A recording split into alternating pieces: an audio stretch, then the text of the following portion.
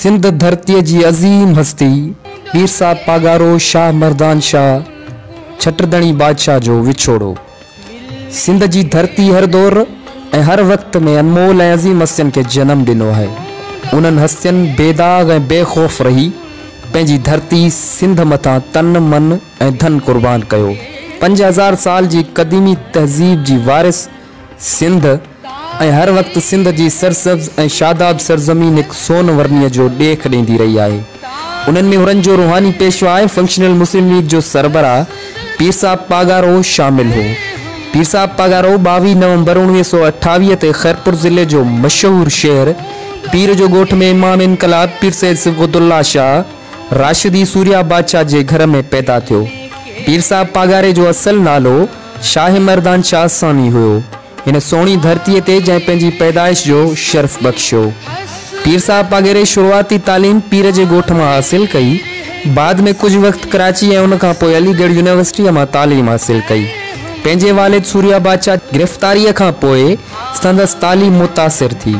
अज़ीम पीर सूर्या बादशाह जी शहादत खां पोइ अंग्रेज़ हुक्मराननि पीर साहब पागारे के पहिरियां पंहिंजे घर में नज़रबंद कयो ऐं बाद में 1943 खां 1946 ताईं तालीम लाइ अलीगढ़ मोड़ियो वियो ऐं 1946 में खेसि ख़ासि जहाज़ ज़रिए लोअर पुल इंग्लैंड लंडन गोरा खणी विया, जिते पीर साहब पागारो एक प्राइवेट स्कूल मेजर रेड्यूस में तालीम हासिल कई।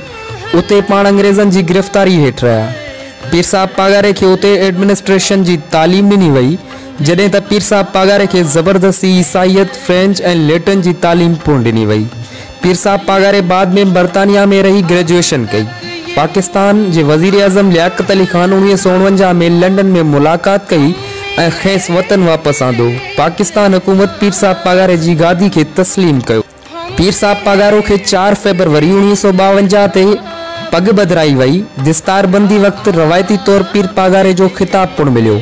पीर साहब पागारे पंहिंजो रिवायती लिबास ऐं पग पाए पंहिंजे मुरीदनि खे ज़ियारत कराई।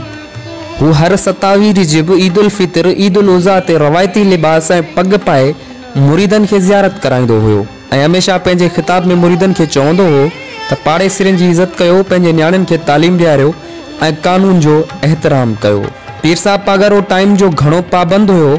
मुलाक़ात लाइ टाइम ॾींदो हुयो ऐं फ़ोन बि पाण खणंदो हुयो।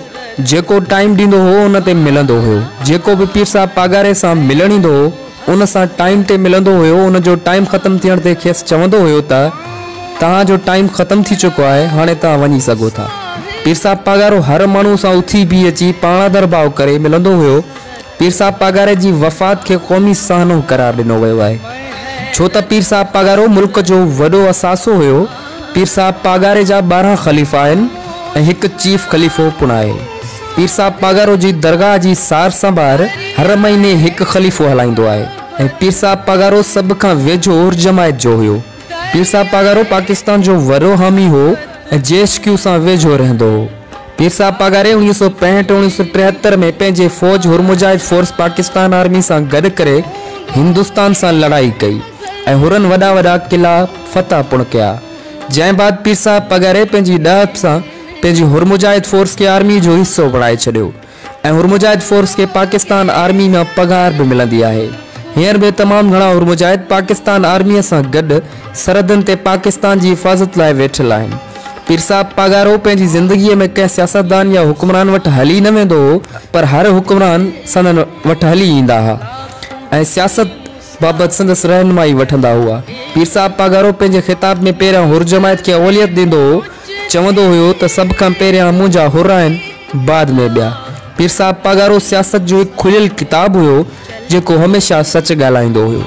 पीर साहब पागारो पंहिंजी लैंड क्रूज़र गाॾी पाण हलाईंदो हो। पीर साहब पागारो लखे मुरीदनि खे नयूं राहूं ॾिनियूं। पीर साहब पागारो पंहिंजी सियासत में नवाणण लाइ पंहिंजे 3 पुट पीर सैयद सदरुद्दीन शाह उर्फ यूनिस साईं खे सियासी इख्तियार ॾिना।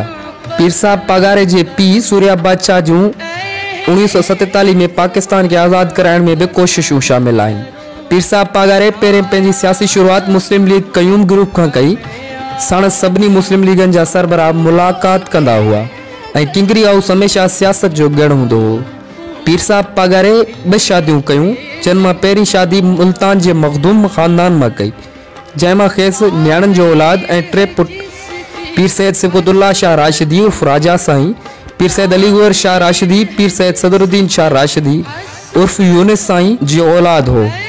जॾहिं त ॿी शादीअ मां न्याणनि जो औलाद ऐं हिकु पुटु सैयद हिज़्बुल्लाह शाह राशिदी हो। पीर साहब पागारे खे 24 नवंबर 2011 ते आगा खान अस्पताल कराची में दाख़िल कयो वियो, जिते फिफड़नि जो ऑपरेशन थियो ऐं 45 ॾींहं आगा खान अस्पताल में दाख़िल रहिया। उन खां पोइ लंडन मुंतक़िल कयो वियो, जिते 11 जनवरी जी कहरी राति पीर साहब शाह मर्दान शाह दुनिया मां लाॾाणो करे वियो।